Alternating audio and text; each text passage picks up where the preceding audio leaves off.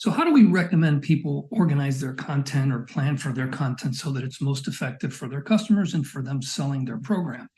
So we have to think about the customer's perspective.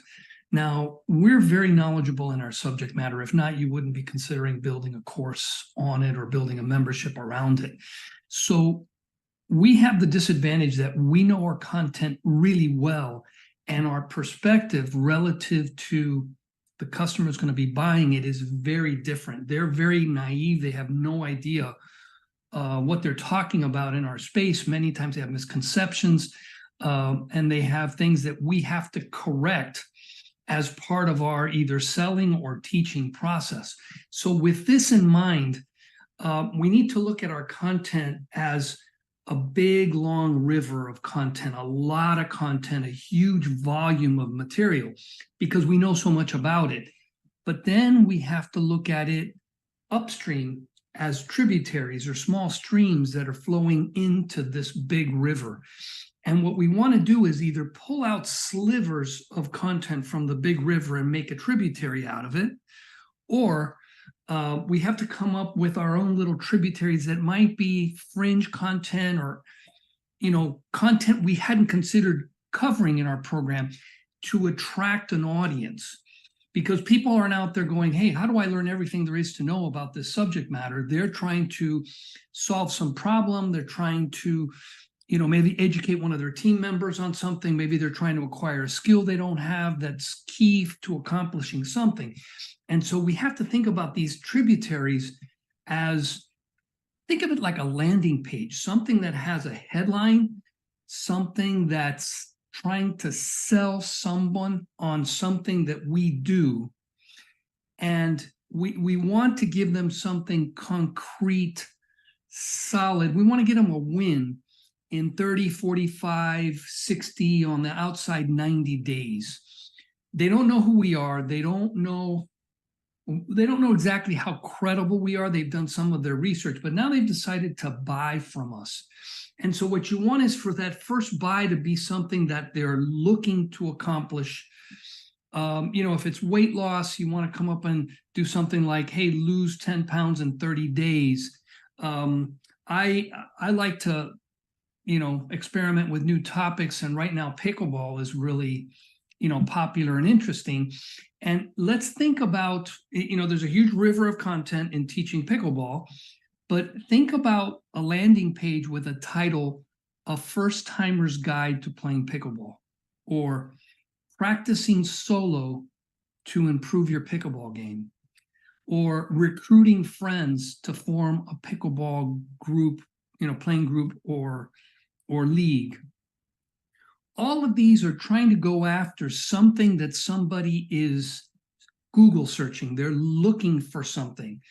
And if you can create a course, a mini course probably, that can be delivered in response to a query people are making online, you've got a great way to attract people, deliver a mini course, some initial amount of content, get people a win, establish yourself as their expert, someone that really knows what they're doing, and now get them to the point where they're saying, hey, this was pretty good. What should I do next? Now, when you first sold to them, they're kind of like, hey, I need this. And it's almost like they're telling you, the expert, what they want. Now you've spent some time educating them, delivering on what they want. But now you can start transitioning over to the expert that's now a guide telling them what they need to do next. If you're, I don't know, let's say teaching golf. I play a little bit of golf. And, something that a lot of people really want to learn how to do is how to drive well, because it's very embarrassing when you're playing golf and you're on the first tee and everybody's watching and you botch it. And it's embarrassing. It looks stupid. So if you sold a mini course that said improving your drive on the first tee, literally going after that one problem that some golfers want to address. If you know anything about golf, that's probably not where you should focus most of your attention. You really should focus on your green play, and on your short game. Even if you don't know about golf, don't worry about it. But if you try to sell the short game from the beginning to someone who doesn't care about golf and improving their game long term, they're really just trying to figure out a way not to be so embarrassed off the tee, you're going to miss a sale. So the whole point is, at the beginning, you sell what they want. You build a training program that addresses their want, even if you, the expert, know that's not what they probably should be learning first. But it gives you a chance to teach them something, get them a concrete win, get them past any maybe self-doubts they might have about their ability to learn from you.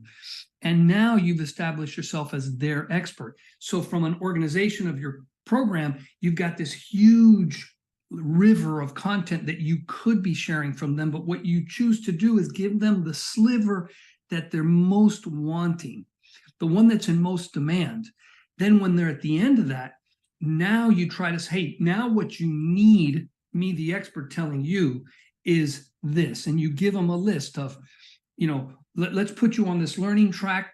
It could be that it's a 6-month program. It could be that now they're in a recurring payment subscription where they're paying you money over the next, 6, 9, 12 months in order to get them through a lot more content in your library of materials to get them to an end. And it could be one track, it could be maybe multiple tracks, but at this point, you as the expert are in a good position to help them select from what you think are several good choices.